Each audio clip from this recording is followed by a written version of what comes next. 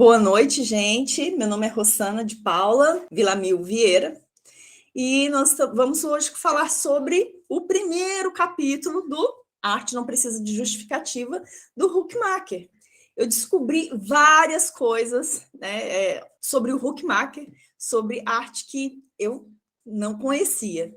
Essa ideia de trazer logo de cara, né, no primeiro estudo, né, daqui da BC2, Artes, essa ideia foi muito interessante e vamos começar a falar dele agora. Então esse é o nosso livro. Eu descobri que o Hans Huckmacher, que todo mundo falava, não é Hans, ele é Hendrik Rudolf Huckmacher. Obviamente, a minha pronúncia vai ficar a desejar, mas o Hans, glória a Deus, porque ele, percebendo isso, colocou um simplório Hans que vai facilitar a vida da gente. Mas o Huckmacher é falado em holandês desse jeito mesmo, o que é muito bom.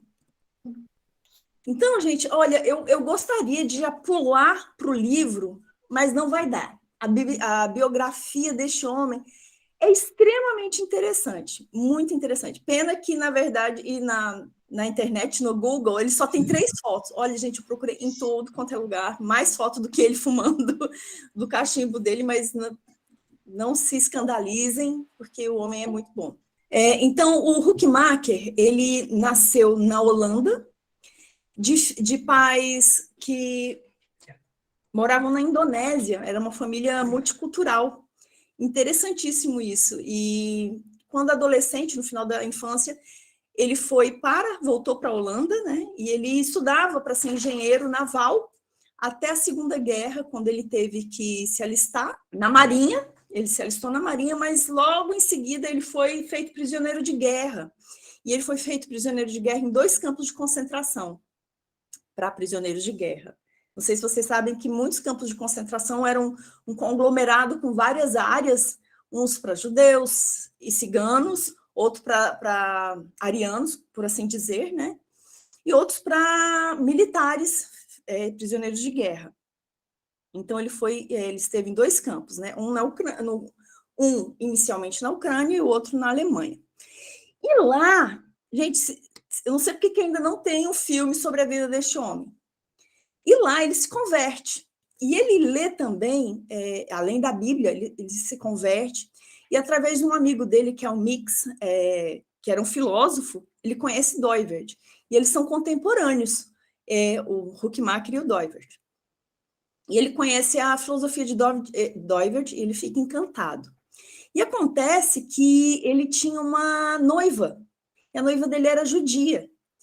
E ele fez um estudo do Antigo Testamento e mandou para ela, né? Que ele mandava cartas, podia mandar cartas, né? Não sei se vocês sabem disso. Os prisioneiros de guerra podiam mandar e receber cartas. Obviamente que era tudo censurado, né? E ele fez um estudo do Antigo Testamento para ela, que ela era judia. Então ele faz e manda. Só que essa carta, essa carta, né? Onde tem um estudo, nunca vai chegar para ela, porque se tem que ela morreu num campo de concentração. E nisso que ele, enfim, ele faz a vida dele, ele constitui família, tem uma filha, não consegui encontrar se ele teve mais de uma filha, né? Inclusive, por favor, gente, essas minhas dúvidas, porque para mim, eu tinha ouvido sobre ele, muito, né? Muito bem sobre ele, mas nunca tinha lido nenhuma obra dele. E fiquei tão encantada, gente, vou ser obrigada a estudar a vida desse homem. Vou ser obrigada. Espero que você sinta isso também, porque é contagioso. E, bom, lá desde o campo de concentração, ele tem uma decisão, né, ele toma uma decisão de estudar, de trabalhar para o Senhor. E quando ele sai de lá, ele decide, interessante isso, porque ele pergunta, ele tenta saber onde que tem uma área que tem pouca ação cultural cristã, pouca ação cristã, e ele percebe que é a área de artes, e ele vai se dedicar à área de artes, que, na verdade, ele já tinha uma queda por artes e tal, mas não era nada levado a sério como profissão. Então, ele começa os seus estudos em crítica da arte, história da arte, né? E o que vem a ser a esposa dele, a Anke Rüttger, ela que apresenta o Schaeffer para ele. Ela que não sei se foi pessoalmente ou se indicou, né? Olha, existe um autor, mas enfim, foi através dela que ele conhece o trabalho de Schaeffer, né? E interessantíssimo que é uma obra quase que póstuma.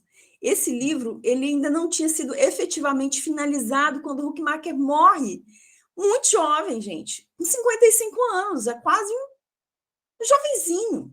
Eu preciso fazer agora, neste momento, uma observação. Como algumas pessoas aqui já sabem, eu sou uma cinéfila não formada. Eu amo filme e cinema. E em cada momento, ainda que eu não vá falar extensamente, talvez muito brevemente, eu vou fazer algumas conexões com filmes que me lembram alguns pontos do livro. E o que me leva a pensar o quê? Ensina-me a viver. Enquanto você vive, você tem que ter uma vida plena. Eu não consigo ver Huckmacher de outra forma que não dessa. Que ele viveu plenamente, ele não se deixou... Eu não digo não se abalou, mas ele não ficou permanentemente abalado, né? Então, o último livro dele foi esse que vocês estão vendo aqui hoje. E a editoração foi póstuma, né? A revisão foi póstuma, mas ele, talvez eu imagino, né? Lendo sobre, não no livro, né? Mas fora, talvez ele fosse colocar talvez alguma coisa mais, mas em suma o que ele escreveu foi isso, tá? O primeiro capítulo é o pano de fundo de um dilema. Então, nós vamos atravessar este capítulo, gente, muito curto, enquanto número de folhas, mas enquanto conteúdo que profundo. Espero estar à altura desse trabalho para passar para vocês. Se não conseguir em questão de conteúdo, de fala, pelo menos mostrando para vocês como eu fiquei chocada, no bom sentido, com essa obra. Os artistas na nossa sociedade, eles vivem um dilema. Ou ele é muito genial, ou ele é muito, sabe, faz algo profundo, como ali é tido Dali, né? Isso é uma obra aqui das horas. E o Andy Warhol, em contraposição a artistas que são tão superficiais, que não fazem nada de novo, que fazem uma coisa tão embebida em sentimentalismo, que você é tão cheio de sentimento dele que você não consegue captar o que ele está falando, né? Porque está no nível dos sentimentos, né? Pessoal. Então, você tem essa contraposição na nossa sociedade hoje. Então, ou é uma coisa, um artista genial, ou ele é muito comercial. Parece que não há equilíbrio. E aí, o que você quer? Você quer artistas sérios, né? Como Rembrandt? Você quer artistas dedicados? Mas aí, por outro lado, você está nem aí para os artistas, né? Você os relega muitas vezes, e a gente vê isso na história moderna, e principalmente na história moderna da arte, que muitos ficavam com fome, muitos tiveram fome, muitos morreram no esquecimento, no ostracismo, outros só foram conhecidos depois da morte, cheios de dívidas. Então, tem essa dicotomia muito estranha na nossa sociedade hoje, né? E aí agora é onde ele vai começar, Huckmacher vai começar a nos dar uma ideia de como isso começou. Desde o século XVIII, mas começando lá no século XV, você teve uma dissociação do artesão como artista. Na verdade, era tudo artesão que fazia arte, seja ela qual fosse. Então, a partir do século XVIII, você tem o fim de um artista que também é artesão.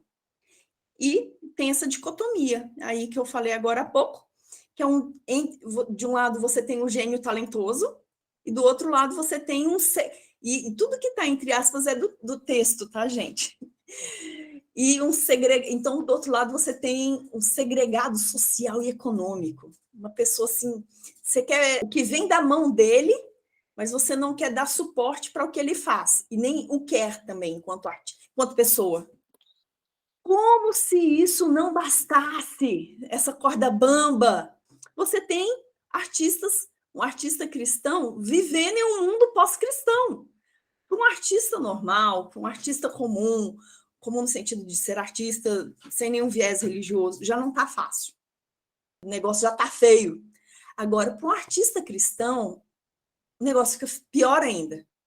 Porque além de ter que lidar com isso, que não é pouco, você tem que lidar com toda a comunidade que está recebendo essa arte, que poderia estar recebendo, mas não quer.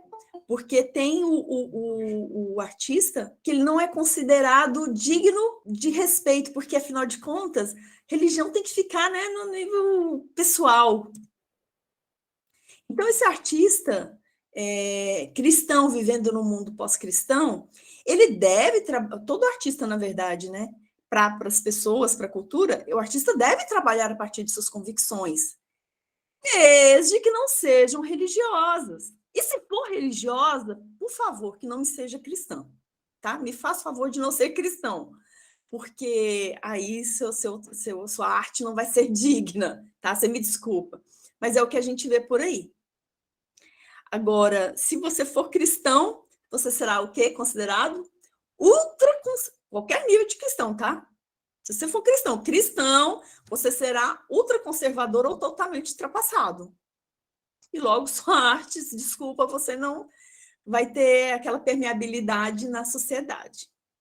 E muitas vezes a gente vê isso, gente, esqueci o nome da banda, agora que me veio à mente, que lembrava muito Legião Urbana. Eles faziam uma música lindíssima.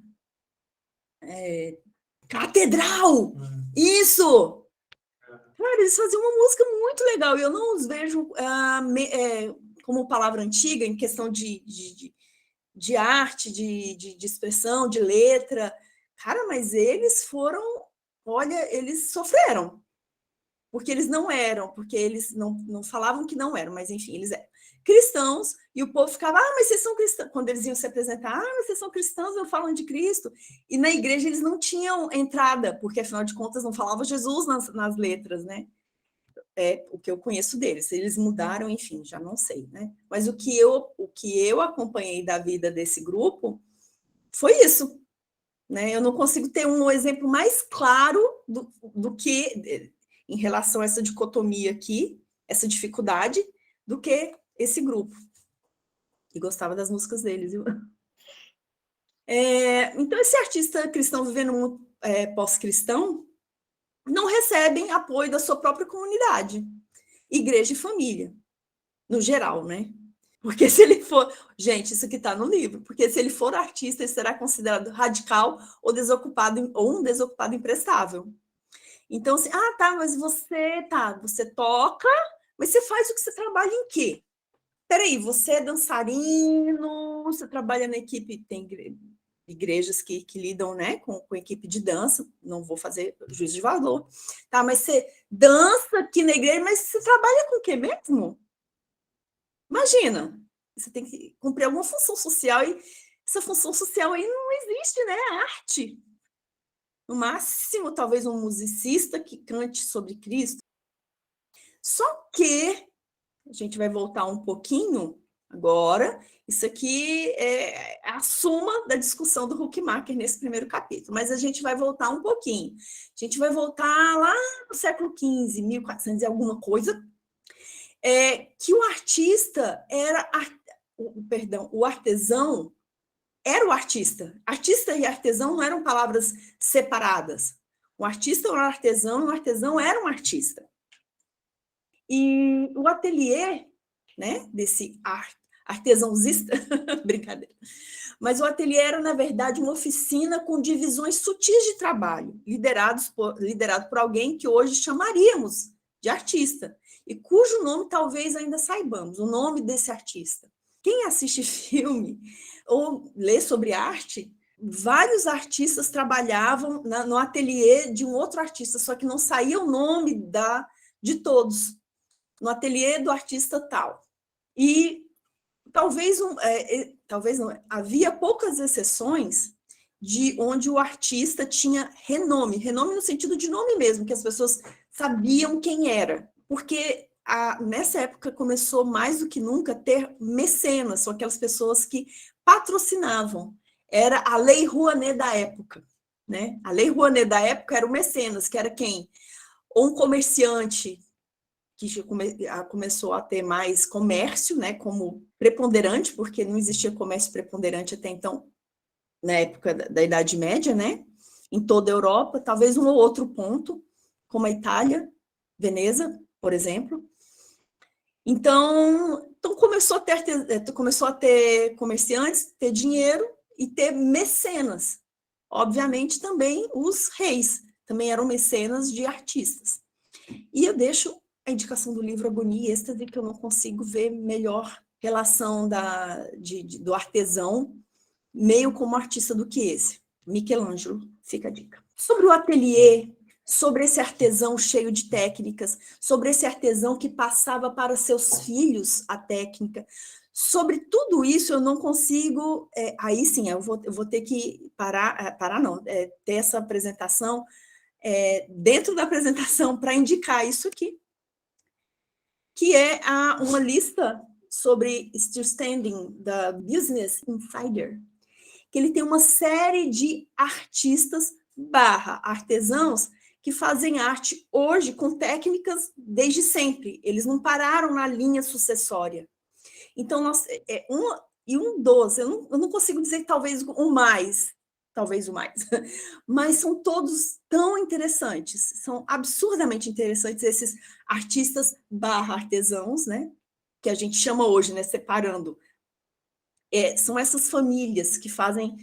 Gente, desde espelho de metal, né, que a gente sabe que o espelho era de metal até 500 anos, 600 anos atrás. Então, nós temos ainda famílias fazendo isso, tecelagem de uma cabra específica lá na Ucrânia, e por aí vai, sabe? Fazendo cerâmica. E o que mais me chamou a atenção, talvez seja ele, uma família do Egito. Essa é uma família copta, que há 700 anos está fazendo tatuagem em Jerusalém, né? E eles têm todo um mecanismo para fazer os desenhos, é como se fossem carimbos. Por que eu estou falando disso? Porque era assim. Nossos artesãos, artistas, eram assim. Pessoas que passavam para os seus filhos, né, sua profissão. Não estou falando que isso seja certo ou errado, mas hoje a gente não tem isso muito. Talvez um pouco. Um pai que é professor quer que seu filho seja o professor e o filho aceita. Antes era necessário, né? Porque não tinha essa permeabilidade cultural, né? Se a gente for olhar hoje, se eu quiser ser uma médica, eu posso. Na época não era assim. Mas, enfim, então é isso. Olha, fica a dica, porque com essa lista, você vai ter uma ideia muito boa de como era há 600 anos atrás, de que o artista, ele era um artesão e vice-versa. Existem técnicas de arte, artesania, eu gosto desse termo de artesania, que tem se perdido. Gente, o que a gente chama hoje de belas artes, cuja a introdução sobre artes, o que é arte em geral, o Schwamba, gente, olha, assistam o vídeo anterior, foi muito bom. Então, essa artesania, ela tem se perdido. Nós temos esse trabalho, eu acompanho, meu sonho é fazer curso no Royal School of Needlework, porque eles têm toda uma... É uma arte. Eu não consigo, desculpa, gente que pinta, que faz escultura, que faz teatro. Eu não consigo ver isso com outros olhos que não de arte. Foi nisso que eu me encontrei nesse livro, porque ele fala assim, olha, artesão, você não é menos artista, talvez não seja reconhecido hoje, ok, mas você não é menos artista do que alguém que pinta. Você é tão artista quanto. E menos reconhecido ainda do que ele, porque ele já não é tão reconhecido assim. Então, olha só que primor. Isso, gente, é feito com fio de ouro. Aqui no Brasil, eu tentei procurar alguém que tenha, não tem nem para restauro de peça de museu. Pessoa que faça esse tipo de trabalho, tá? Então, sinceramente, esse livro me marcou, porque ter reconhecido, de uma certa forma, né, que o trabalho do artesão é também uma forma de arte, menos reconhecido, ok, mas isso me abriu os olhos de uma tal forma, eu me senti reconhecida e senti acolhida com o Huckmacher. Então, o artesão artista começou a ter essa separação lá no final do século XV. Tem uma série muito linda, chama a Catedral do Mar, que é ali no canto inferior esquerdo, que ela trata dos bastaixos, que eram pessoas que construíram a Catedral do Mar lá na Espanha, né? Ajudaram. Era um grupo, esqueci o nome, mas que eles carregaram as pedras nas costas para construir. Tudo feito de uma forma muito simplória, e a catedral é absurdamente linda. Então, por que eu estou dizendo isso? Porque na Europa como um todo, você vê cidades absolutamente lindas, como essa aqui, né, na Alemanha, mas isso é só um mero exemplo entre vários. O nome das pessoas não está escrito necessariamente, ainda que eventualmente possa estar escrito quem construiu casa tal, quem construiu casa tal, quem construiu seja lá o que for, não está o nome, mas isso não perde em beleza, isso não perde em reconhecimento. Hoje, por exemplo, você vai, quanto mais antiga e bem preservada é uma cidade, mais você quer ir, mais você quer visitar. Então, a falta de renome, de nome mesmo, né, de renome de um artesão, não significa que ele seja menos importante. Esses artistas, né, de então, que eram artesão artista, eles eram e se sentiam herdeiros das realizações de seus predecessores. Valorizava-se a qualidade em vez da originalidade e da novidade. Ainda assim, os artistas poderiam ser eles mesmos. Gente, eu até estou arrepiada. Aquilo que chamamos de arte era beleza natural esperada das coisas feitas humanamente. Gente, eu preciso contar como eu me senti impactada sobre a beleza, porque realmente eu não tenho como expressar isso. Eu ganhei praticamente uma viagem, isso nos idos de 1996. Eu sou escoteira, né? E eu ganhei uma atividade eu ganhei uma viagem para uma atividade internacional. Eu fui para a Suécia, passei um mês lá na Suécia. Para essa atividade, a gente foi recepcionado antes e depois da atividade na casa de suecos. E, gente, eu era do interiorzão de Goiânia. Eu era lá da periferia de Goiânia, Goiás. Gente de Goiânia, Goiás. E a gente era muito simples. Gente, quando eu vi uma balaustrada, uma escada. Eu fui num prédio antigo, né? Um dos primeiros que eu fui, e já estava encantada com a cidade, e eu vi essa enxurrada de detalhes. Gente, eu fiquei boquiaberta. Eu comecei a tirar foto, né? Porque ainda era de rolo. Eu gastei rolos tirando foto do pé da mesa. Eu tirei, sei lá, uns 3 rolos de foto eu tirei. Pena que se perdeu, porque a máquina estava estragada. Mas eu tirei foto de pé de mesa, de corrimão. Eu tirei foto de luminária, porque eu não tinha visto tanta beleza nas coisas comuns. Eu nunca tinha, eu não conseguia conceber que houvesse no mundo uma mesa cheia de detalhe, sabe? Panela com detalhe.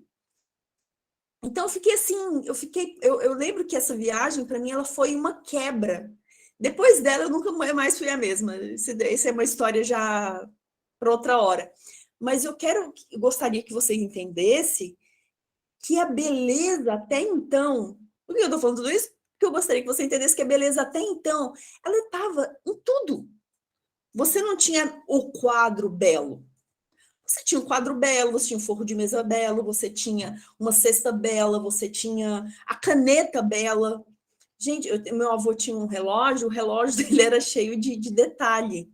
Então, assim, então a beleza, até o início desse rompimento, não que isso esteja se perdido totalmente, não, mas se a gente não vê isso no dia a dia hoje. Então, até o século XV, de fato, as coisas eram a beleza estava em tudo.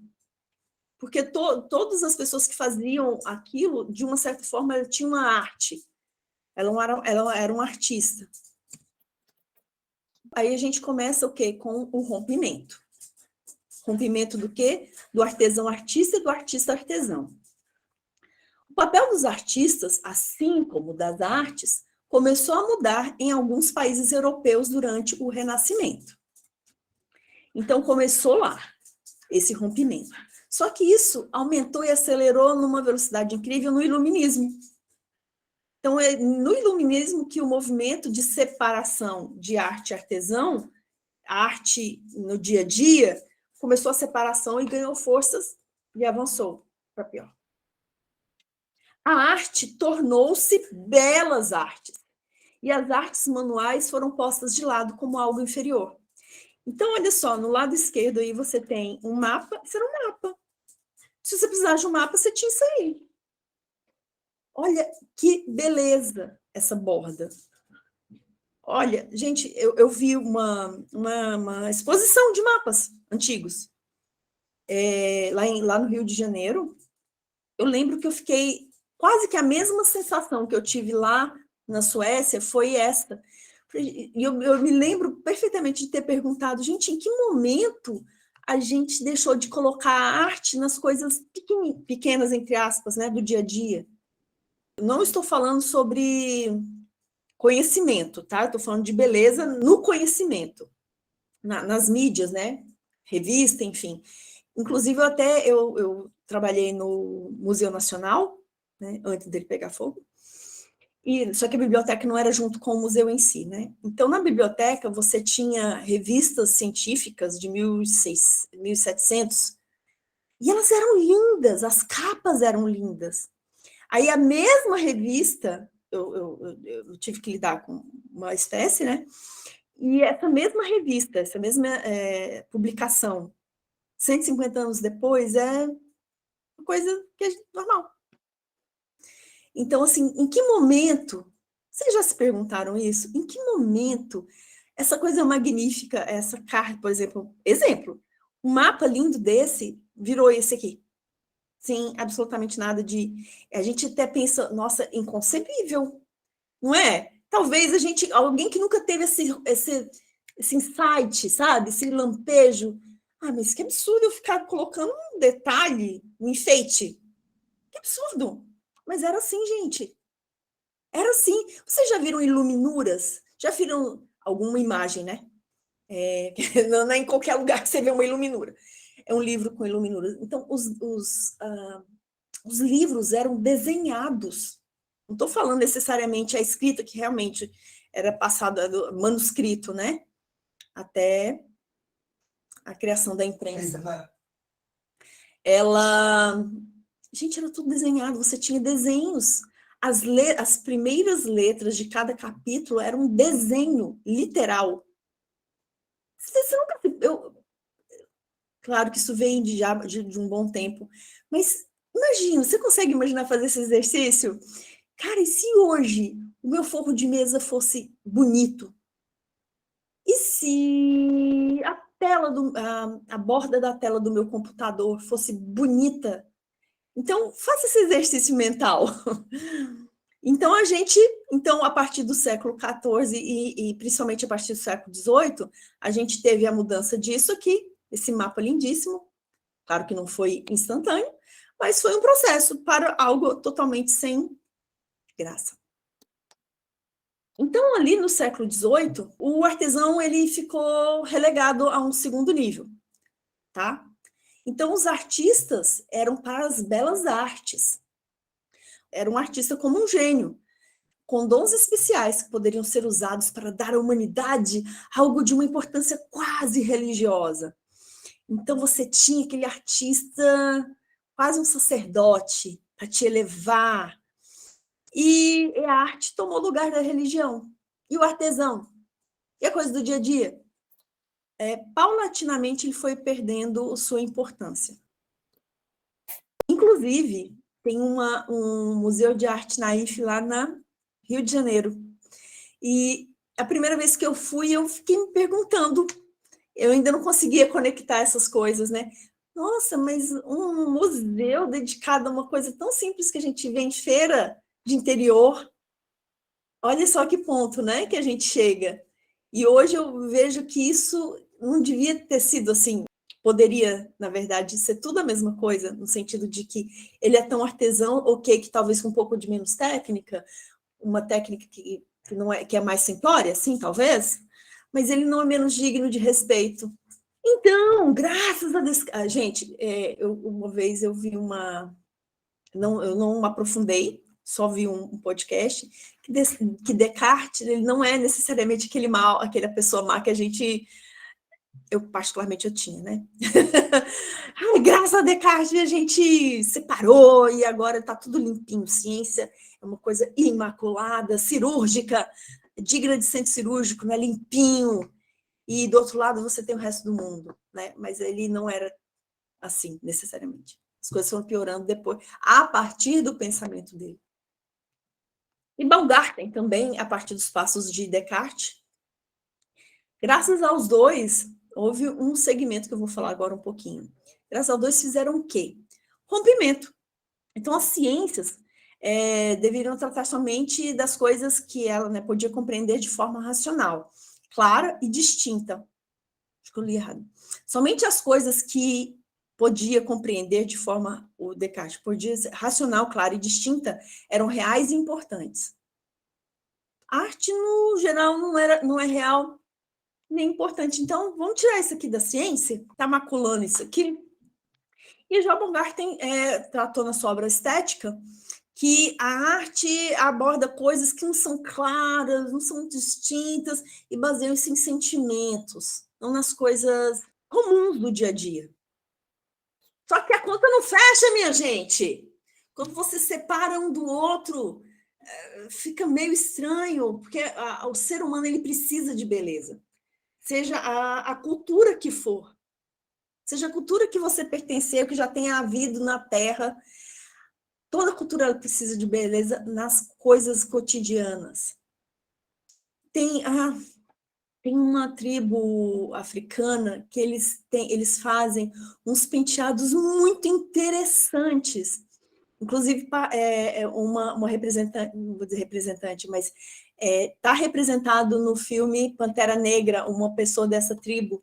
E eles usam barro para fazer o penteado. Gente, é lindo! Então, assim, a beleza no dia a dia começou a ser retirada. Afinal, ciência não pode. A ciência é muito racional. Então, ciência não pode ter nada com arte. Eu falei, o papel da BC2 Artes, como um grupo temático da BC2, eu falei assim, me encontrei, porque é exatamente isso. Eu vejo isso agora, principalmente, tá? Sou eu, Rosana. Não vejo como algo que, sabe assim, aquele parente que vai chegando e fica? Não, a gente pode estar de mãos dadas. A ciência pode ser mais bonita e a arte, retomando isso, né? E a arte pode ser um pouquinho mais racional, talvez. E a BC2 estamos juntos com a BC2 Artes. Então, no início da arte moderna, nós temos isso aqui agora. A arte tornou-se desconectada das funções normais da vida. E a beleza passou a ser vista como uma qualidade abstrata, com sentido próprio e sem relação com o que era retratado. Kant, Schelling, Hegel, eles começaram a seguir as ideias de Baumgarten e Descartes. Eles começaram a seguir isso na sua filosofia, né? Eu só vi en passant esses três filósofos na faculdade, mas eu sei que eles tiveram uma função vital na ideia de ciência. A arte passou como solução final para as contradições internas dos sistemas filosóficos. A arte pode revelar a unidade interna e contornar as tensões racionais.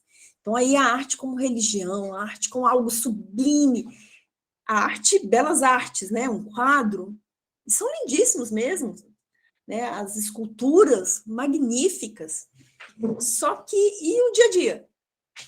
Se você vir uma casa, sei lá, uma casa do século XVII, você ainda vai ver muita beleza na casa, na parede, no papel de parede. Gente, as pessoas com muita pobreza ainda na Revolução Industrial gastavam seu dinheiro com papel de parede. Gente, você imagina trabalhar, na época, 14 horas por dia para colocar um papel de parede. Então, você vê que ainda existia algo, né, assim, que clamava por arte no cotidiano. Só que aí ela começou a ficar o quê? Desconectada das funções normais da vida.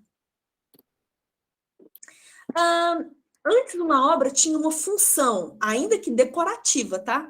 Qual a função? Decorar, mas ela ainda tinha uma função. Mas agora, as obras de arte vieram a ser consideradas independentemente do contexto.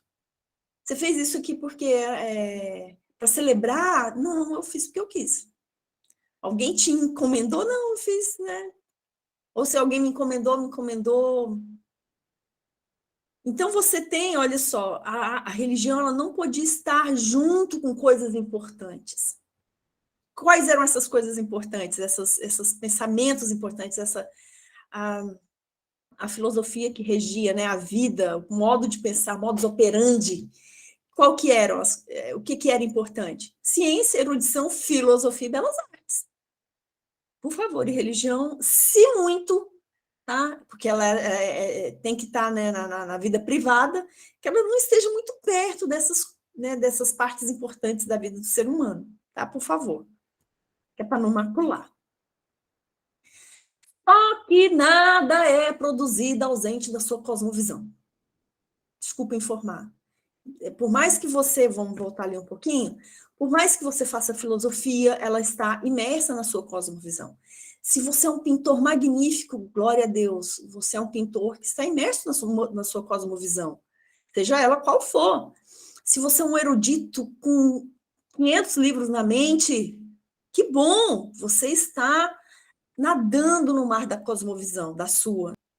E se você é um cientista lá, aficionado por tubos de ensaio, sim, você tem uma cosmovisão, você pode não saber, talvez, que você tem uma. E, gente, esse é o segundo livro, o segundo filme que eu super recomendo você assistir. Se tem ele está até maior aqui, né? Assistam esse filme, Eles Vivem. Ele não fala sobre cosmovisão, mas ele trata o filme inteiro sobre o que é uma cosmovisão. Você pode não ver, mas ela está lá. Hashtag fica a dica. Então, a arte, ela começou a ser tida como religião, porque quando você tira Deus, qualquer coisa pode ser Deus, mas é uma outra... Isso não diz no livro, tá? Vamos voltar para o livro, já estou fazendo muita divagação, né? Coisa feia. Mas vamos lá. Então, a arte é tida como uma solução mística para as buscas mais profundas da humanidade. Lembra que ela foi retirada da vida comum? Lembra? Pois é. Então, os artistas ficaram famintos e segregados. Os artistas cristãos, então, pior para eles, né? O problema é se você quis fazer arte, meu filho, vai caçar outra coisa. Mas glória a Deus que isso está sendo revisto, né, gente? Então, a solução mística, né, o artista, ele é tido, né, como a resposta. Você quer se sentar na frente de um quadro e sentir uma epifania. Só que, por outro lado, você não paga direito a ser artista. Só que quando você tem essa dicotomia, né? Que você quer um sacerdote e que você não paga direito a ser sacerdote, alguém vai ter que comer, gente, porque boleto cobra. E o boleto te bate na porta da sua casa. Então, muitos artistas começaram a se render ao quê?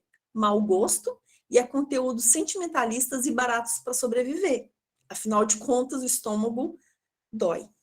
Né? Não sei se o de vocês dói, mas o meu dói.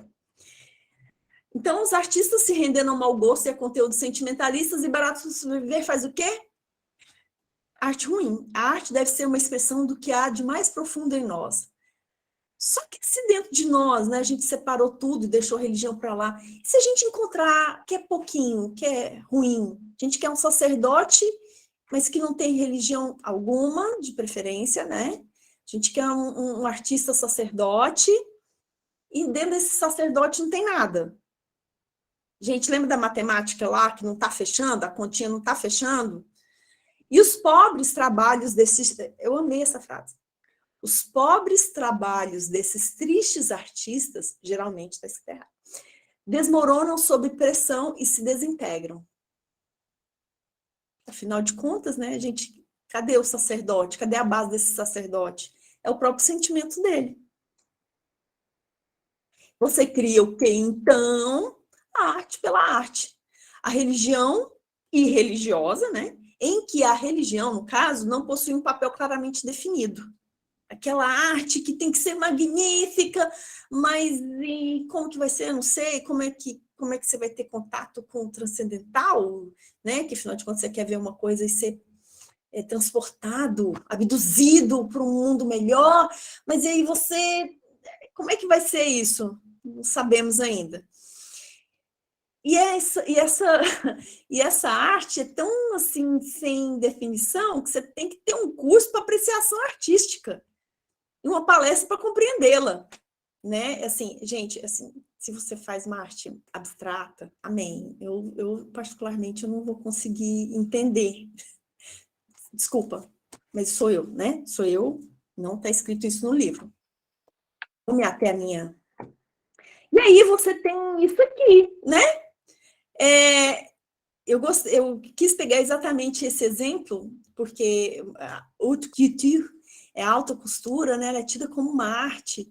E a gente tem isso, né? Chega-se ao nível da arte dos museus e dos gênios e rompe-se o laço com a realidade cotidiana. Como que você veste uma roupa assim, gente? Tem como. E dica, o diabo veste Prada. Então, a gente está nessa crise, está difícil, nós temos uma arte inferior, que também é tida como arte comercial, e uma arte a serviço de mamon. Está difícil aí. E nós temos um monte de pessoas talentosas que tentam rejeitar essa área, né, comercial. E aí quem fica? Quem fica na área comercial, né, que não quer morrer de fome, talvez não seja uma pessoa necessariamente talentosa, né? Necessariamente com a sua moral alta, né? E provavelmente ele será destituído de qualidade. E você tem aí 3 indicaçõezinhas, talvez você vê num dia chuvoso. Uma crise em nossa cultura. E já partindo já para o final, esperando que você ainda não tenha dormido, esteja atento a essa apresentação maravilhosa. Então, a crise nas artes era a expressão de uma crise mais profunda. Então, qual é o problema da arte, né? O que será que a gente pode fazer? Será que só mudar? Será que é só colocar pessoas num curso de apreciação artística? Será? Só que isso, na verdade, o Huckmacher ele percebeu também, outras pessoas já perceberam, que a crise, o buraco era mais embaixo. A crise é mais profunda. De natureza o quê? Espiritual. E que afeta absolutamente todos os aspectos da sociedade, incluindo a economia, a tecnologia e a moralidade. A crise em nossa cultura, a raiz dela, então começou, na verdade um pouquinho antes, mas ela começou de fato na Idade da Razão. Então, o que você tinha? O relacionamento, lá em Descartes, né, que separou as coisas, o que importa é o mecanicismo. Então, o relacionamento da humanidade com a natureza é apenas de forma a dominar a realidade e utilizar em nosso favor. Então, as grandes desmatamentos, as grandes, sabe, aquela coisa bem, vou dizer, gritante. Não estou dizendo, pelo amor de Deus, não estou dizendo que nunca teve escravagismo antes, não tô, a história, se tem alguém de história, vai poder listar incansavelmente exemplos, né? Então a gente tem a natureza, eu posso extrair dela muita coisa, eu posso dominar essa natureza, só que essa apropriação da natureza, essa dominação dela é para poucos. Se você tem poucos dominando, você tem o que? Muitos sendo dominados. Resultado, a manipulação. Ao que? A manipulação e perda do verdadeiro poder para viver a vida que o indivíduo deseja. Então, você não consegue viver sua vida mais. Tem N filmes sobre a Revolução Industrial na Inglaterra. Gente, você vive para trabalhar. Não estou dizendo que você não seja, né? Alô? Mas a gente tem pelo menos uma CLT que aqui no Brasil nos permite trabalhar 8 horas e o resto é hora extra. Então a gente tinha, na verdade, antigamente, mas assim, não tinha nenhuma preservação. 14 horas de trabalho. Então você tinha alguém que tinha que trabalhar 14 horas por dia, 12 horas por dia, necessariamente sem hora extra, tá? Nós não estamos contando com hora extra. E aí é o quê? Tem pessoas manipulando pessoas, né? E o livro, ele traz... Deixa eu ver se eu coloquei aqui.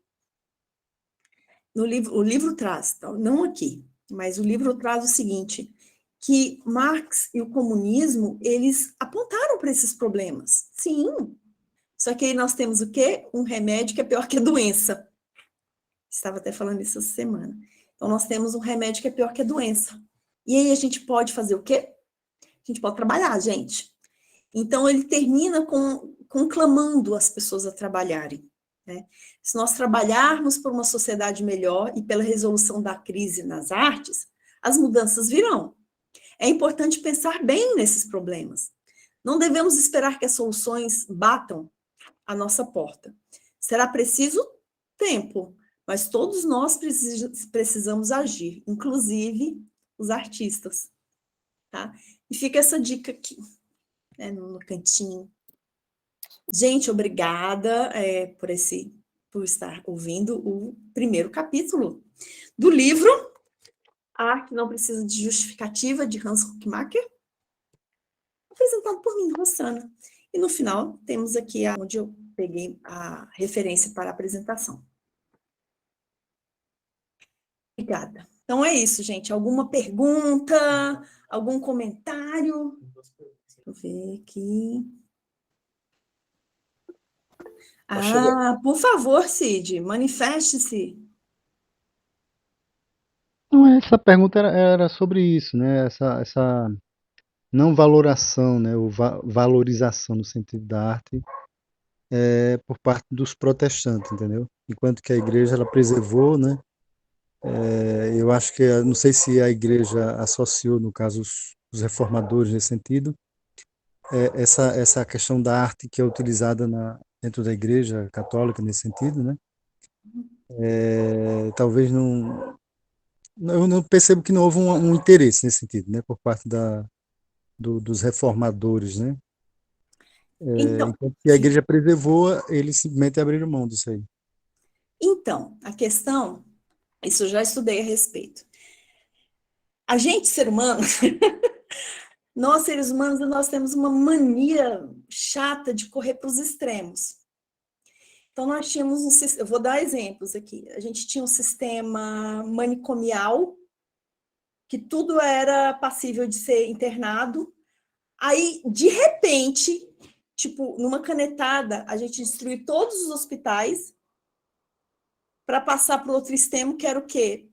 Pessoas que não tinham condições de serem internadas, mesmo, isso estou falando porque eu já vi isso muito, não ter condições nenhuma de ser internada numa crise.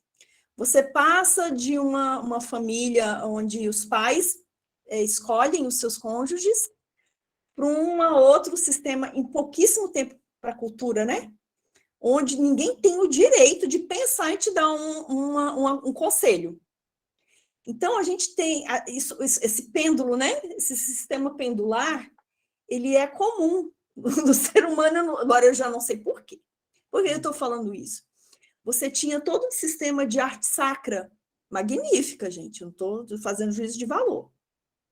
E a partir do momento que você houve essa ruptura, né?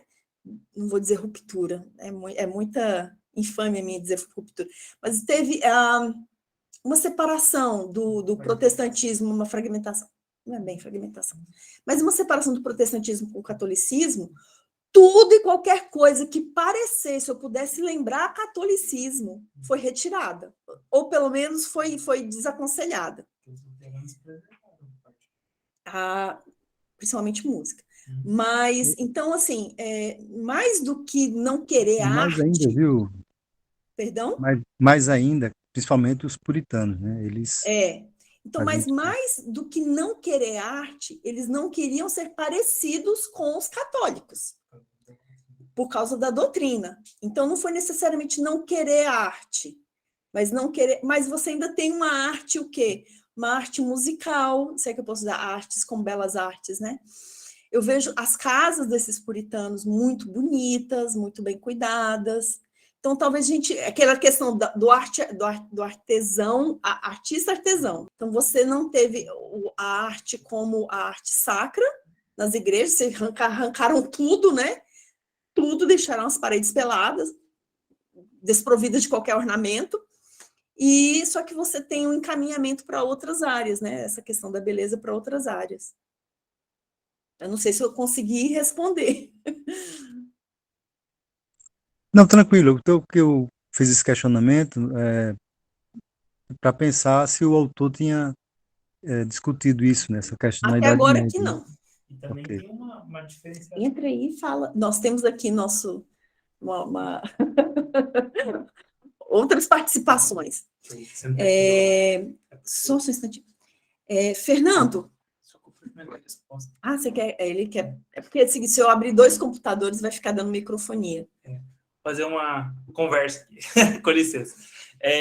Tudo bem? Eu sou o Raul, marido da Rossana. Não, só para complementar, é que uma coisa interessante é que a arte também, essa beleza que existia na igreja, da Igreja Católica, ela não se perdeu de um todo quando houve a transição para o protestantismo. Ela se perdeu quando ela veio de lá da Europa para a América. Tipo, que boa parte da beleza artística que existia, ela ficou na Europa. Tanto é que existem muitas igrejas protestantes europeias que preservam, tipo, os vitrais, que preservam estruturas suntuosas de igreja, que preservam, tipo, a ornamentação das igrejas, preservam, algumas, inclusive, preservam imagens, né, pinturas. Então, assim, não foi algo de um todo perdida. As igrejas que foram construídas após o século XVIII, acho que final do século XVIII, XIX, é que começaram a diminuir essa representação artística, né? E daí, no século XX, houve essa derrocada, essa cisão. Onde nós temos hoje que igrejas pintadas de preto. Exato, mas ainda existem muitas igrejas europeias, protestantes, que preservam essa tradição ornamental, né, das igrejas. Obrigada. Isso é verdade. Inclusive, quando eu estive numa igreja protestante na Suécia, eu fiquei escandalizada, que eu vi imagem, eu vi pintura, e eu falei, que absurdo! O que é isso? Esses hereges? Eu até então não tinha certas compreensões que eu tenho hoje. Fernando, por gentileza, você está por aí? Tá. Você pode refazer a sua pergunta, por gentileza? Já dando a voz para você, Fernando. Boa noite, pessoal. Tudo bem? Boa noite. Eu lendo o livro, né? Eu faço a tutoria filosófica ali do Invisible College com o Pedro Dutti, inclusive foi uma recomendação de uma colega lá do grupo, aqui o ABC2 de Artes, esse grupo aqui de estudo, achei muito bacana, tenho gostado muito do livro. E eu não pude deixar de notar, inclusive isso é uma fala do próprio Schaeffer, né, do Francis Schaeffer, ele vai falar que a cultura ela é muito influenciada pela filosofia, né? As ideias começam ali na filosofia, pensamentos são teses, enfim, são criadas e a partir dali vão influenciando as artes, né? Música, a cultura, enfim, e com um processo bem dinâmico e orgânico. E eu não pude deixar de notar que houve, de fato, uma perda da perspectiva da vida comum na arte, né, como o Huckmacher vai colocar, o excesso de abstrato, o excesso de individualidade nas obras, né, como o homem como centro ali do que, de fato, importa na expressão artística.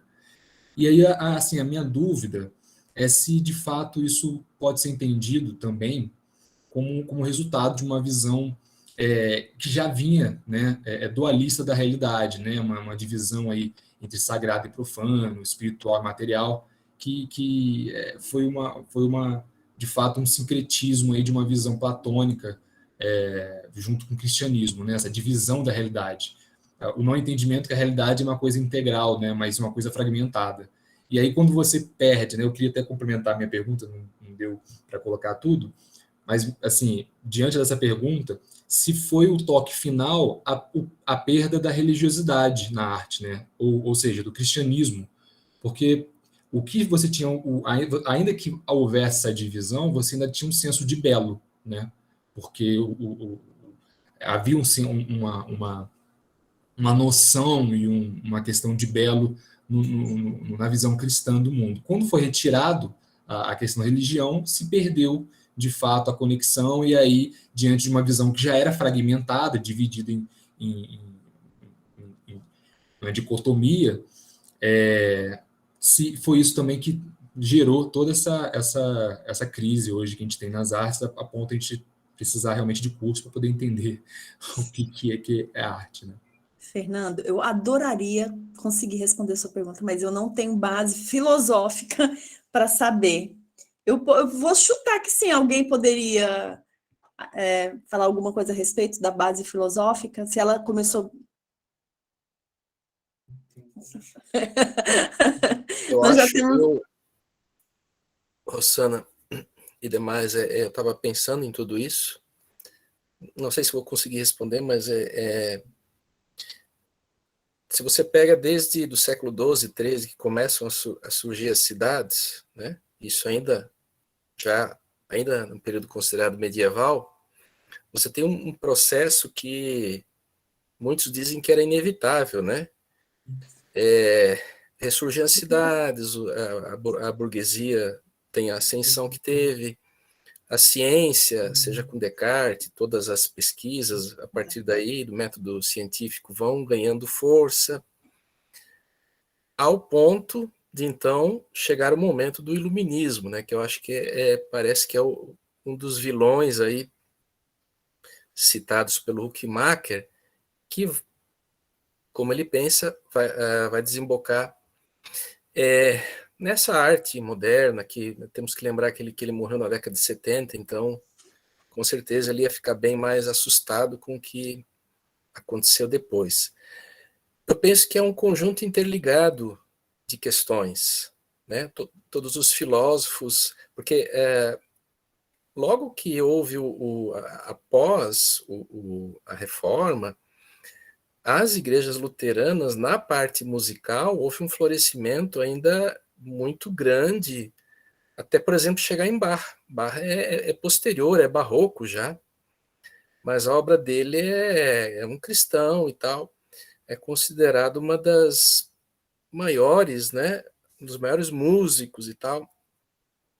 Então, essa ruptura, eu não acho que em nenhum momento houve qualquer extinção de beleza. Ela mudou e houve a exclusão de alguns tipos de beleza. Eu acho que tudo que dizia respeito a imagens realmente foi uma questão mais complexa, porque o católico não tem esse problema com imagens. O protestantismo depois vai ter esse problema com imagens. Em termos de arquitetura, eu acho que não perdeu. Só se tornaram mais complexas as catedrais, que na catedral você tinha, a um certo ponto, tudo, né? Você tinha a música, a escultura, a pintura, né? E, eventualmente, em alguns momentos, até o teatro, né? Então, eu acho que são caminhos diversos aí de ruptura. Eu sempre acho que beleza é uma necessidade do ser humano que ele nunca deixou de ter.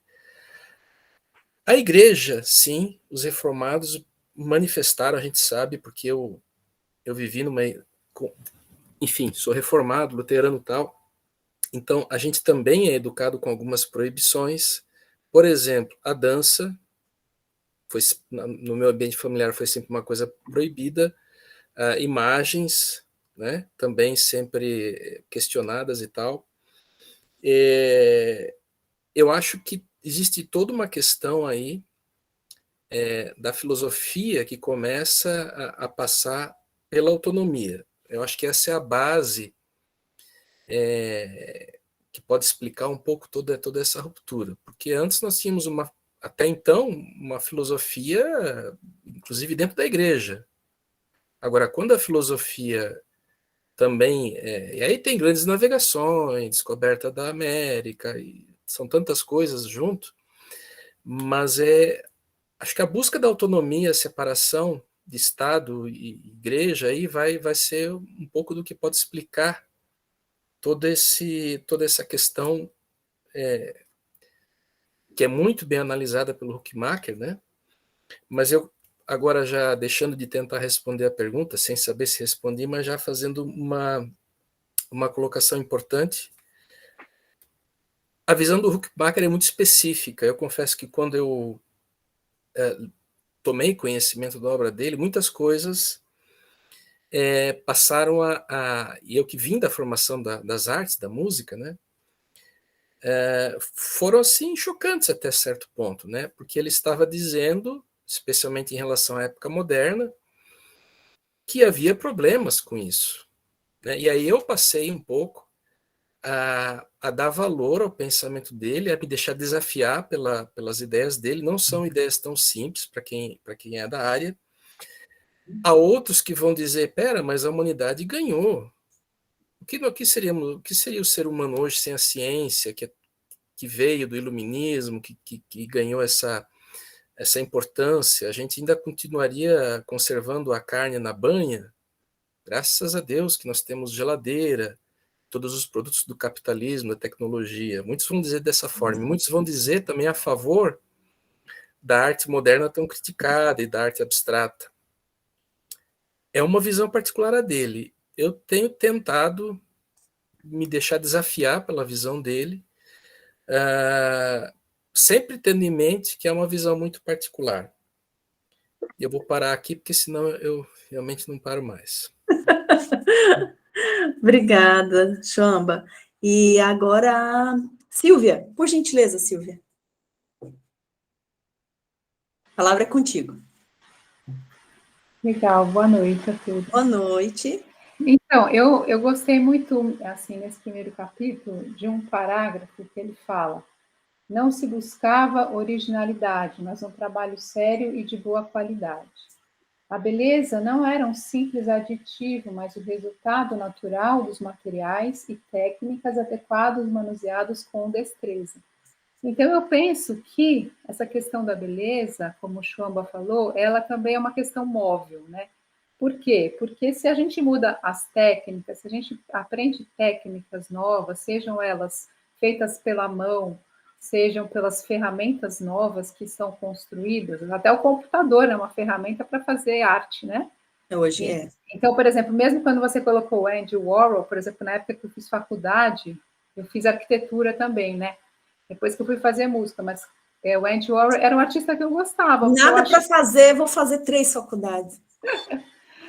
Eu digo assim, na minha experiência, né, ou na minha época, sei lá, ele era um artista que eu gostava porque eu achava que ele fazia uma reflexão exatamente sobre aquela coisa da pop art, né? Assim, é você ir ao extremo do consumismo e mostrar como o absurdo do consumismo, né? Então, colocar cores sobre isso. Então, pegar fotos e brincar, de desenhar sobre as fotos, né? Ou seja, as técnicas elas vão se incrementando e com isso também as belezas vão mudando, né? Num certo sentido, porque a gente pode pensar, mas a gente está se distanciando da beleza natural, que é a beleza máxima, é a própria natureza criada pelo Senhor, né? Não tem nada como uma flor. Para mim, assim, não tem. Por mais que a gente faça uma obra maravilhosa, a gente vê um ser vivo, assim, é uma coisa maravilhosa, né? Concordo. Não tem como. Então, e assim, na música mesmo, como as cidades foram mudando, né? Começou a surgir com a Revolução Industrial os automóveis. Então, os sons da cidade também mudaram, né? As pessoas começaram a ouvir ruídos de máquinas. E, de repente, esses ruídos de máquina passaram a entrar nas músicas, né? Porque, de repente, se você for ouvir, mesmo... você pode não gostar de música contemporânea, achar que é muito dissonante e tal, mas se a gente ouvir a bossa nova, ela inclui acordes dissonantes, que naquela época, assim, mais para trás, assim, talvez fosse uma coisa muito estranha para os ouvidos. Então, os nossos sentidos, né, eles também foram mudando, e nem tudo assim, a beleza não é um consenso, né? O que uma pessoa acha belo, não necessariamente a outra pessoa acha belo, porque, na verdade, ela tem que também ter um repertório de verdade para poder apreciar certa beleza.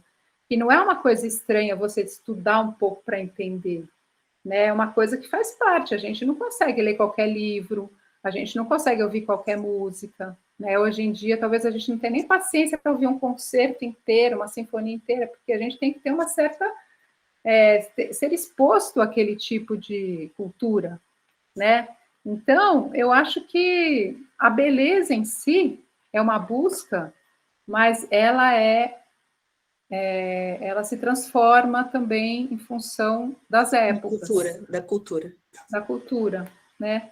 E mesmo no universo das igrejas, dos templos, né? Estou falando dos templos reformados, a gente vê algumas denominações que a gente pode pensar que talvez sejam seitas, não sei, mas eu penso naquela igreja dos Mormons, né? Nossa, eles cuidam pra caramba daquele visual que até é repetitivo, assim, mas é bonito, né? Padrão. É um padrão, até que chega a ser bonito, assim, no sentido do cuidado, né? É bem cuidado e tudo mais. Algumas igrejas presbiterianas têm um cuidado maior do que as batistas, né? Eles pensam, não sei, eu vi uma agora lá perto da USP, nossa, a coisa mais linda, assim, que fizeram, sabe? Pequenininha, mas, assim, bem cuidada, com uma cara meio de arquitetura moderna, mas você vê que tem um... Enfim, acho que eu falei muito, mas é só para lançar uma bomba, talvez. Eu gostaria de fazer só um contraponto no da Silvia. Deixa eu só fazer um pequeno parênteses. Por favor. Porque eu acho que é o momento propício logo após a fala da Silvia. É justamente uma questão que eu também anotei aqui, né? O valor da arte é dinâmico, aí a beleza é dinâmica e tal. Juntando isso tudo agora, a gente chega na questão que eu acho que é crucial para toda a obra do Huckmacher e para nós hoje. Esse deslocamento, porque a Silvia bem colocou, a beleza é uma coisa móvel, assim, sabe? É isso. A gente pode... você mostrou bem 2 mapas, né? Um todo trabalhado, um todo mais simples. Então, bom, a beleza hoje a gente vê dessa forma, tal. A pergunta que eu acho que é fundamental, assim, do Huckmacher é, bom, o que essa nova percepção, essa nova sensibilidade nossa, esses novos padrões de beleza estão revelando sobre a gente em relação com a fé cristã? Essa é a pergunta fundamental. Bom, quando eu ouço uma música dissonante, quando eu ouço os caras fugindo de qualquer questão de tonalidade, quando eu vejo a obra abstrata que não remete mais à realidade, quando eu vejo a obra do Pollock com a action painting lá, jogando pintura, tudo isso, bom, é um novo padrão de beleza, sim, porque tem gente que acha aquilo bonito e maravilhoso. A pergunta é, esse deslocamento está revelando o que em relação à raça humana a partir da fé cristã? Essa é a pergunta fundamental que eu acho que é chave para entender todo o pensamento do Huckmacher. Eu também não vou responder, né? Mas vamos adiante. Ele não aparece aí, mas o Raul levantou a mão. Com licença. Peraí, Dana. Dá licença, Dana. Só um pouquinho. Calma aí. O cachorro aqui tá atacando. Então, eu gostaria de fazer uma provocação. É como uma provocação. O Roger Scruton, ele nos convida a refletir sobre como a beleza tem sido observada hoje. Eu acho que esse ponto que o Chuamba colocou é muito importante, porque, vamos colocar assim, em certo sentido, isso contrasta com a provocação, a grande tese do Roger Scruton, que é justamente apresentar que existem formas objetivas de se compreender a beleza. Elas não dependem necessariamente das nossas sensações, nossas emoções, mas ela tem algo concreto a ser comunicado em algum nível, e que nesse nível a gente consegue sim qualificar a beleza. Por exemplo, Ela não é tão subjetiva. Ela não é tão subjetiva como se pressupõe em algumas áreas artísticas, né? Nem todos os campos artísticos vão colocar a beleza como algo subjetivo, necessariamente, mas em muitos momentos você acredita que a própria ato de contemplar a beleza é mais subjetivo. Então, o Roger Scruton, ele coloca que a própria filosofia, ela ampara uma percepção estética da arte. E essa percepção estética, ela não é feita de qualquer jeito, ela não é estruturada de qualquer maneira. Então, a própria percepção, a qualidade, as nossas atribuições para observar o que é belo, eles não são tão subjetivos assim. Então, por exemplo, como que a gente observa que existem pessoas belas? Como que a gente observa que... Por que a gente considera ainda hoje que as pinturas renascentistas são tão belas, são tão profundas, elas geram tantas emoções em nós ainda hoje? Crianças dessa geração que não tem... elas não entendem a profundidade da mensagem que é comunicada nessas obras, ainda assim se impressionam com essas obras. Então, o Roger Scruton propõe que não é tão subjetivo assim.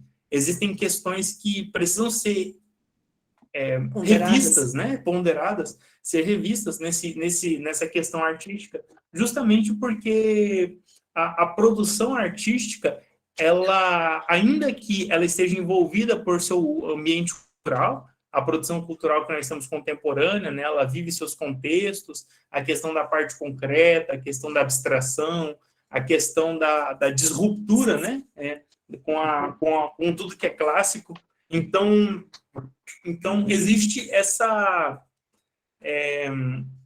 esse questionamento, vamos colocar assim, a tentativa de desconstruir tudo é como uma crítica àquela arte que era toda formal, que era toda bem elaborada, que exigia tanto esforço, tantos anos, às vezes, para produzir. Então, eu penso que, né, não sou um grande conhecedor da área, mas vejo o Roger Scruton falando isso e alguns outros que são da área a citarem que é como se essa arte contemporânea ela fosse uma grande crítica à formação, à performance artística que o ser humano alcançou no passado, né? Então, assim, se antigamente se precisava de estética, se precisava de muito esforço para produzir o que era mais excelente, hoje, por que não nós não produzirmos algo que que condiz com as nossas emoções que são passageiras? Então, existe toda essa questão, né, que ela se antigamente ela era para apresentar para o outro, hoje ela se volta anti-arte. Exato. Então, assim, essa própria característica de se antes era para apresentar para o outro, hoje ela só é importante para mim mesmo, né? Então, são questões que estão muito conectadas com a questão cultural hoje, que justamente, me parece, que é o que o Huckmacher aponta. Porque se o problema... Está tendo um problema com as pessoas que estão produzindo arte. Então, qual que é esse problema? Não parece que é externo, parece que é interno, né? É o que ele aponta, que a Rosana colocou aqui, e realmente algo que alguns autores colocam, o próprio Roger Scruton vai ir na mesma direção, ainda que trabalhar em outras questões, né? Ele é especialista em estética. Então, era, né? E daí essas questões que podem ser, penso que podem ser levantadas, né? E é isso. Obrigada. Então, voltando um pouquinho, não vamos falar sobre o que é belo necessariamente, né?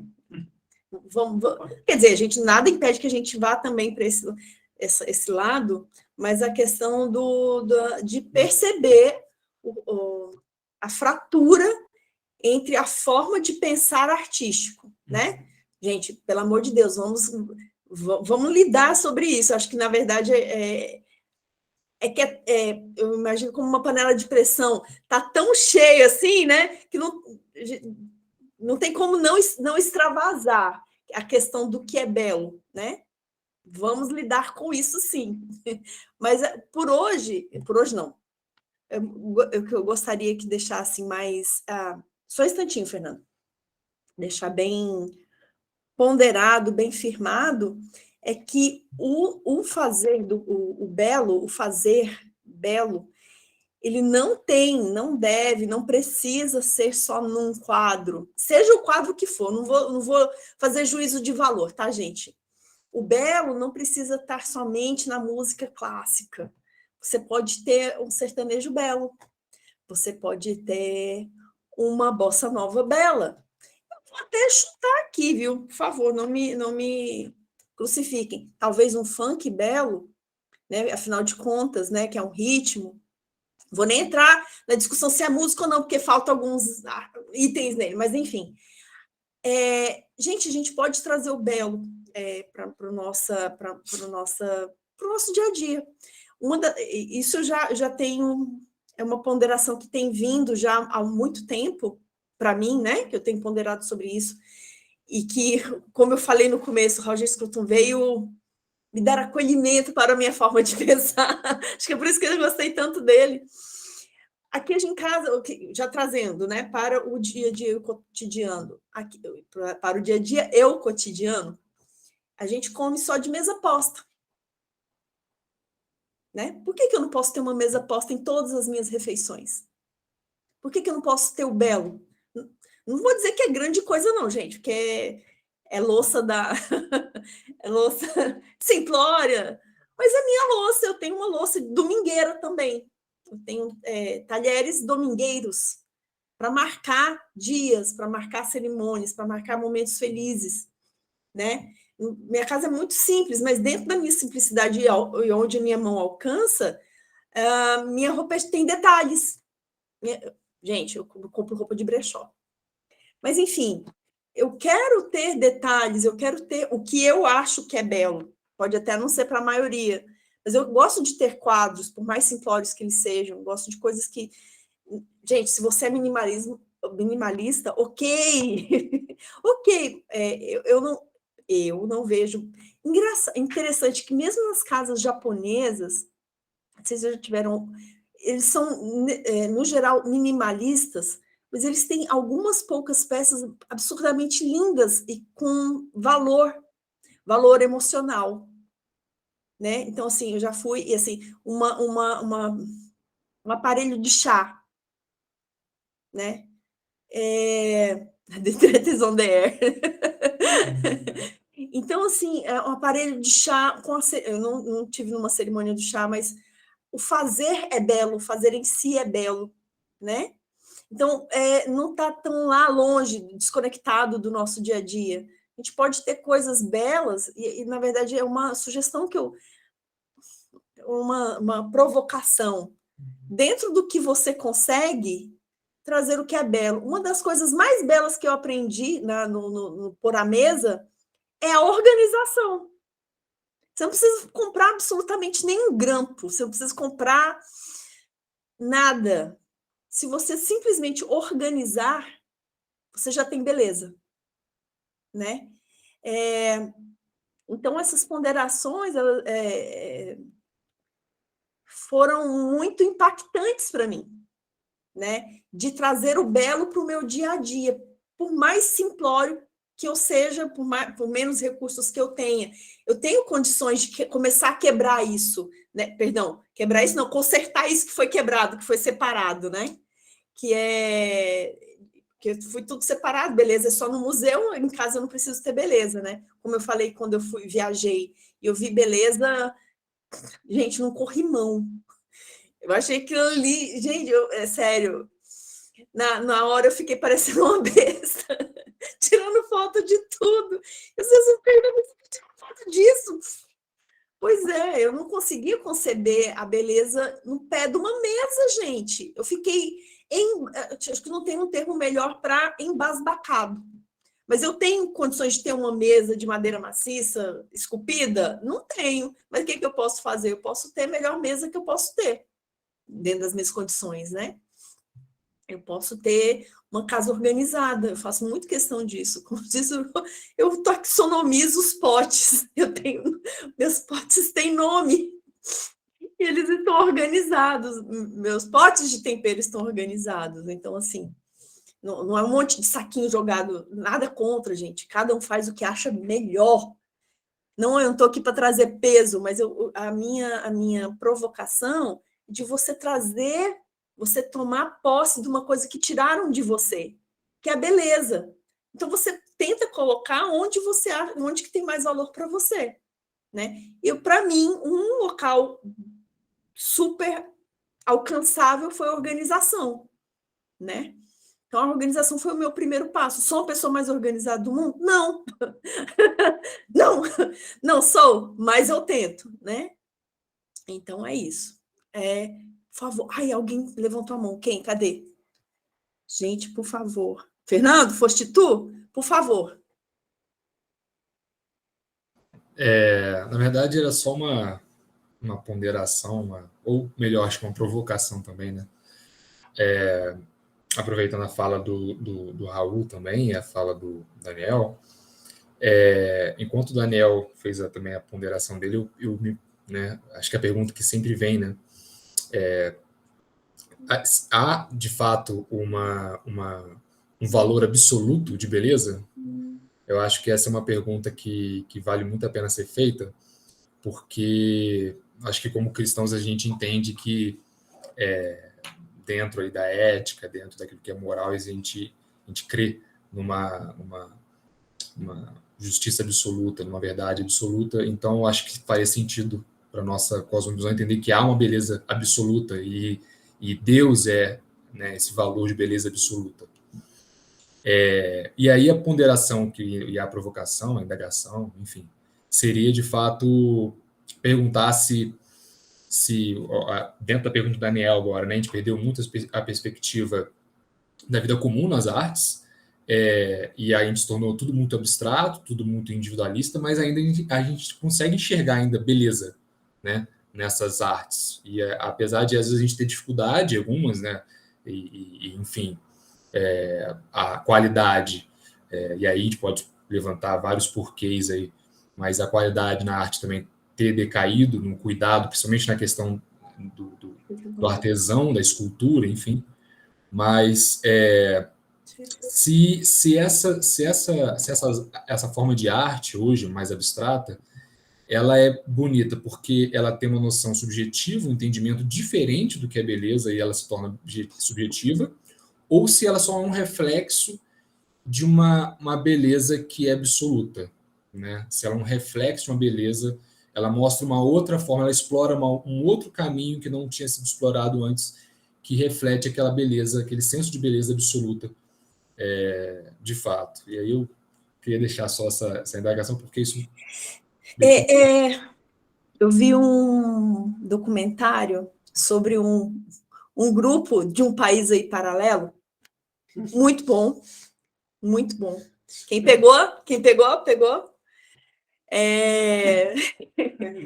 E eles trouxeram um termo que não é bem uma definição, mas um apontamento, de apontar mesmo, que a feiura, digamos assim, ela tem a ver com a retirada das técnicas que foram acrescentando no decorrer do tempo. Então, no decorrer do tempo, você foi aumentando a capacidade técnica, seja da que arte que for, tá?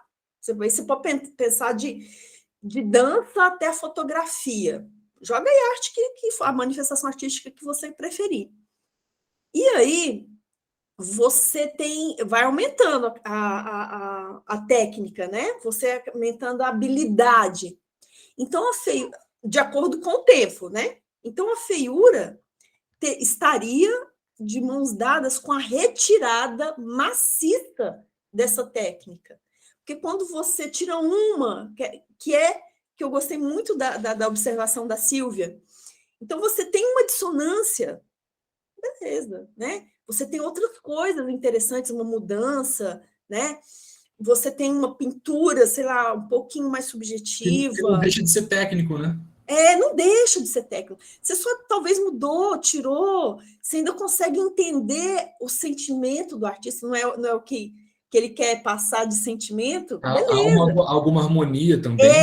Exato. Só que aí, quando você tira maciçamente aquelas técnicas que foram sendo acrescentadas em milhares de anos, aí você foi. E eu concordo, tá? Eu ouvi isso e estou concordando com o que eles disseram. Aí você disse que é feiura. Você teria condições, né? E eu concordo com isso, você teria condições de dizer que algo é feio. Então, você tem músicas lindíssimas com a letra. Eu gosto sempre dessa música, Tu és divina e graciosa, estátua majestosa, do amor por Deus iluminada. Você tem... Nem estou falando da música... Estou falando só da letra, tá? Aí você tem essa letra magnífica, uma poesia musicada, e aí, de repente, você tem uma música que é chão, chão, chão, cachorro, cachorra, chão, chão, quica, quica.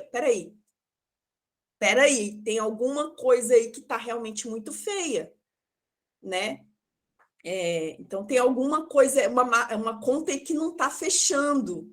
Aí, nesse sentido, então, já finalizando a minha fala, então, de acordo com essa técnica de descobrir o que é feio e o que não é ponderar o que é o melhor que foi feito, né, digamos, naquela arte, e o que foi retirado de primor artístico. Retirou muito? Aí eu posso, talvez, indicar que seja... colocar em dúvida a beleza dessa obra, seja ela qual for. Pessoal, antes de prosseguir, eu queria fazer duas colocações. Uma seria desafiar a Rossana aqui a mais uma coisa, a hora que ela puder. Quem sabe nós poderíamos pensar em você ou fazer um podcast, ou fazer um pequeno vídeo e trazer as referências que você tem de filmes de arte. Tá? Vai pensando na ideia. A segunda é perguntar se os demais aqui gostariam de comentar alguma coisa também. Aqui eu estou vendo aqui Valmira, Katielen, Laís, Yuri, Jéssica. Não, o Raul já está aí junto com a Rossana. Se os colegas gostariam de trazer alguma outra ideia aí, ou como é que os colegas percebem também a fala da Rossana. Eu vou deixar um pouquinho aberto, Rossana, pode ser assim, só para a gente ouvir se tem alguém que gostaria de se manifestar. Claro. Que não se manifestou, né? Que ainda não tenha se manifestado. Nós somos bonzinhos, podem falar à vontade. Muita vontade não, porque o Raul não para, então. A Valmira levantou a mão. Sim, Valmira, pessoa magnífica, minha mãe. Por favor, pode falar.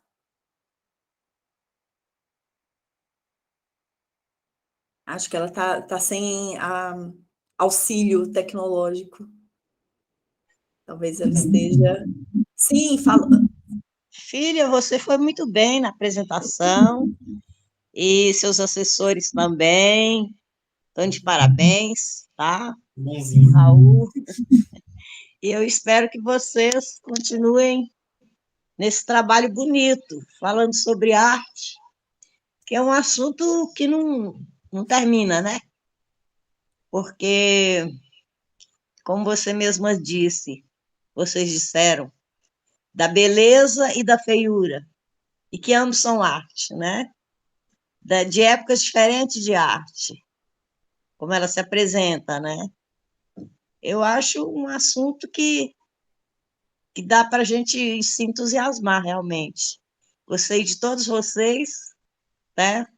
Da Silvia, Fernando, o amigo aqui de cima, que não está o nome dele.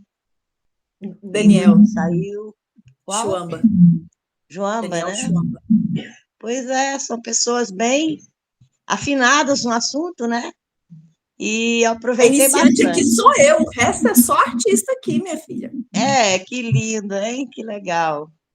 Pois é, e para dizer também que eu aprecio muito a arte, é uma coisa incrível, principalmente a arquitetura, né? Amo mesmo, de paixão, E quero que vocês continuem, tá bom? Um Obrigada. abraço a todos. Obrigada. Beijo. Tchau. Tchau. Eita, mãe coruja.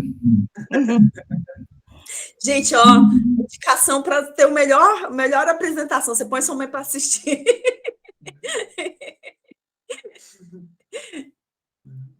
Mas sim, a Laís, Cate. Aí você põe a irmã também para assistir, ó.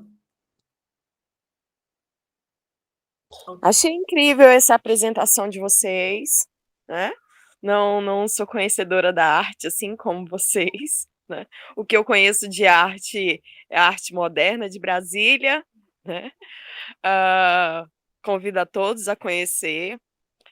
Vocês falando dos vitrais, e eu lembrei muito da Mariana Peretti, né? Que fez os vitrais de Brasília na construção, e assim. Eles tentaram colocar muito a arte moderna aqui dentro do Distrito Federal. Para bem e para mal. Né? Exatamente, é isso, né? É o que é bonito e é o que é feio, né? Mas tudo é arte, né? Qualquer coisa, até o funk pode se tornar arte, né? Mas, assim, eu achei muito interessante, eu espero que na próxima apresentação eu possa entender um pouquinho mais, vou estudar, se tiverem referências, tá? Para eu poder participar melhor, né, ativamente dessa apresentação. Estou muito agradecida. Obrigada a você. Valeu, mana. Valeu. Sim, Silvia, por favor. É que eu me lembrei daquela frase do Caetano Veloso na música Sampa, que ele fala assim, é que Narciso acha feio que não é espelho. Tudo não é espelho. Então, a gente corre esse risco como seres humanos, ainda que cristãos, a gente corre esse risco de achar feio aquilo que não se assemelha àquilo que a gente já gosta, né? Aquilo que parece com o que a gente já conhece. Então, assim, por isso que, assim mesmo como você mesma comentou, Rosana, que você foi lá numa igreja e achou estranho aquelas imagens, você falou, puxa, mas isso aqui não é para ser assim, porque isso aqui pode ser uma idolatria, de repente, né? Então, realmente, eu acho que a gente tem esse conflito, assim, né? Até que ponto a gente está se desviando do Senhor em alguma manifestação artística, né? Eu, por exemplo, eu canto, eu trabalho no coral da USP, né? Há muitos anos de canto lá e tal. Então, a gente faz de tudo quanto é tipo de música. E aí, eu já deixei de cantar coisas que eu falei assim, ó, isso que eu não vou cantar, sinto muito, isso aqui é ponto de candomblé, é super bonito, mas eu não, sabe, eu vou me sentir mal de fazer isso aí. E eu causei um certo frisson ali, entendeu? Porque eu já tinha cantado isso no passado, antes de ser convertida, e aí, anos depois, eu fiquei lá com o regente e falei, desculpa, eu não quero cantar, né? E aí ficou um clima, assim, mas por que não? Por que sim? E eu cheguei até a discutir isso lá no curso que a gente fez da arte brasileira, né, com o Rodolfo, Amorim e tudo mais. Por que sim, por que não? Né? Estou lá para louvar no palco ou não? Né? Quer dizer, no palco é uma manifestação cultural ou também é uma manifestação de louvor? Né? Eu acho que são coisas a serem pensadas, porque mesmo quem não é cristão canta as cantatas de Bach, mas não está louvando ao Senhor naquele momento, né? Então, assim, eu acho que são discussões ricas que a gente pode ter aqui, né? Sobre o que é louvar e não louvar, e o que é beleza e o que não é. Porque eu concordo com você, Rosana, que tem que ter alguma estrutura, tem que ter um fio da meada, né? De repente veio lá do passado e prossegue, mesmo que mudado, né? Eu acho que não dá para você falar assim, então eu faço um rabisco e falo que isso é arte moderna. Porque exatamente. Na arte moderna, como você falou, Brasília tem coisas lindíssimas, mas tem coisas catastróficas, né? Como na FAO, por exemplo, o prédio da FAO, USP, é uma catástrofe, porque é aquela coisa que a sala de aula não tem janela, porque tinha que ter uns domos assim para iluminar. Aí quando eles queriam projetar um filme, não tinha como, aí pintaram os domos de preto, sabe assim? É aquelas coisas, você fala assim, arquitetura moderna, tem coisas lindas e tem coisas absurdas, assim, né? Porque não foram bem pensadas, não deu certo, né? Então, a função e a forma, né? Como é que a função e a forma estão juntas ali? São muitas questões, né? Que a organização, como você comentou, é um item que conta a favor, né? Você fala, tá bonito, né? Tá organizado, assim, não tá sujo, foi pensado, né? Então, Exatamente.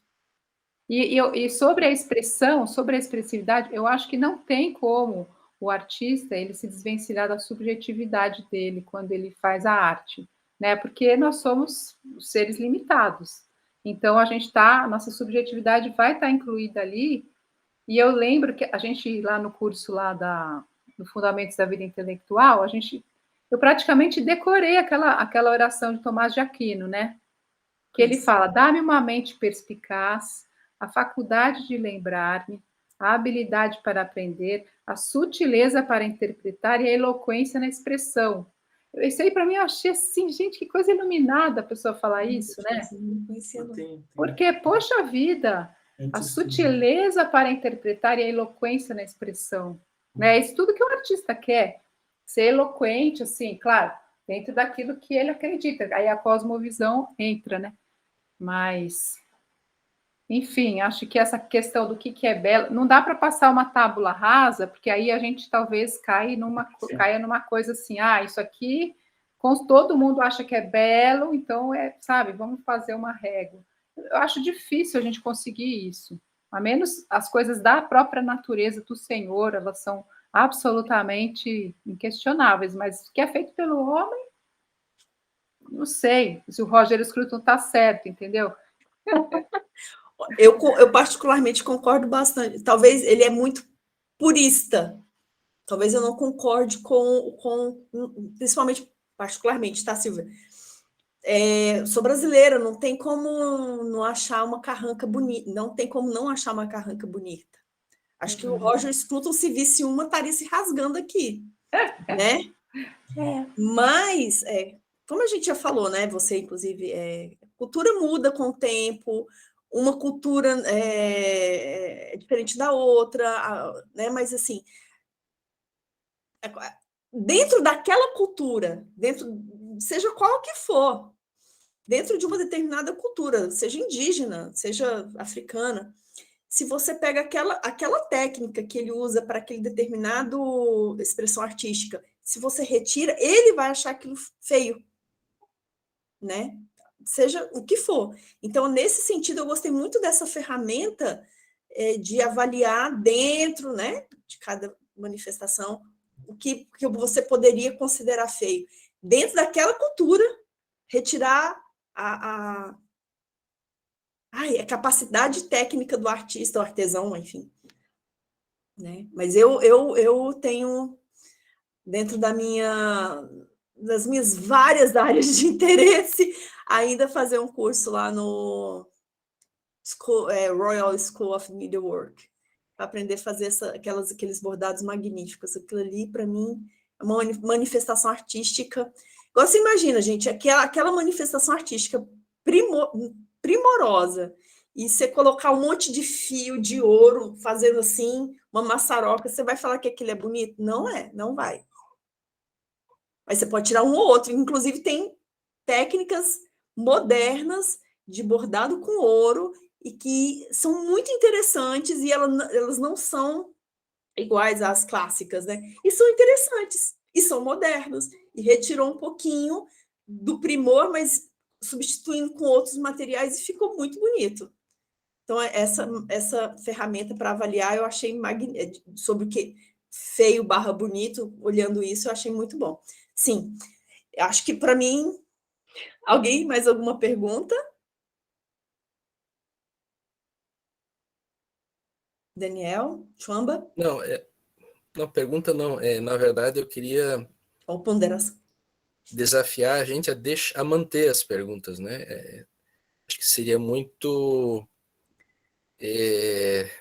como é que eu posso dizer?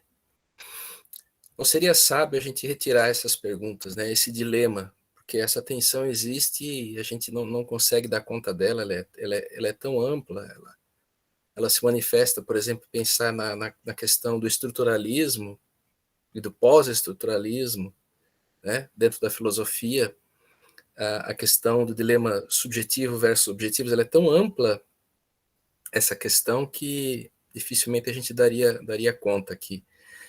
Mas eu acho que nós fomos brilhantes representantes justamente dessa pergunta que se estabelece. E com certeza Huckmacher vai ser alguém que vai ainda desafiar e juntar a reflexão dele nessa pergunta. Acho que isso é o mais maravilhoso que a gente pode tirar disso tudo, assim. E, por favor, Rosana, não esqueça aí de fazer a sua... vamos pensar junto numa forma, né? Eu acho que o cinema, junto com a música, tem sido as artes mais onipresentes, pelo menos de um ponto de vista que eu sei que eu estou consumindo arte, né? Porque a pessoa às vezes compra uma roupa e bom, ela não pensa muito que alguém pensou em arte ali, ela está muito do utilitário. Mas o cinema e a música têm sido onipresentes na vida dos jovens, né? Meus filhos, os filhos de vocês. E aí eu acho que tem toda uma questão de influências, de cosmovisões, e ter essa oportunidade de ter essas dicas de alguém que vê muito filme é bem importante. Acho que a gente deveria investir um pouco nisso. Meu primeiro desafio vamos fazer uma lista de filmes que falam de arte, seculares ou não, né? Acho que seria bem bacana. Então, de minha parte, assim, só agradecer demais a colaboração de todos, a presença de todos, a Rosana por ter topado o desafio aí de introduzir essa obra e esse pensamento do Huckmacher. Da minha parte, seria só ressaltar isso. Obrigada a vocês. Obrigada para a equipe técnica, foi primordial. E obrigada a todos, Fernando, e todos que estiveram aqui. Silvia, prazer te conhecer. A gente só via suas postagens lá, né? Lá no grupo. Prazer te conhecer. Eu que agradeço. Nossa, obrigada demais. Foi linda a sua exposição. Que bom. Obrigada. Espero que tenha alcançado e alcance corações ainda, né? A gente vai colocar no YouTube. Gente, muito obrigada, boa noite e até o próximo capítulo, hein? Daqui um mês, com a graça de Deus, se Deus permitir. Tchau, tchau. Amém. Boa noite a Tchau. todos, abençoada semana. Amém. Boa noite, gente. Boa noite. Boa noite, Laís. Aqui? Para de gravar? Para de gravar? Cadê onde tá? Não. Aqui tá. Fecha aqui a caixinha de mensagem. Aqui? Então. Fiz de novo? Uhum. Nossa, 3 vezes.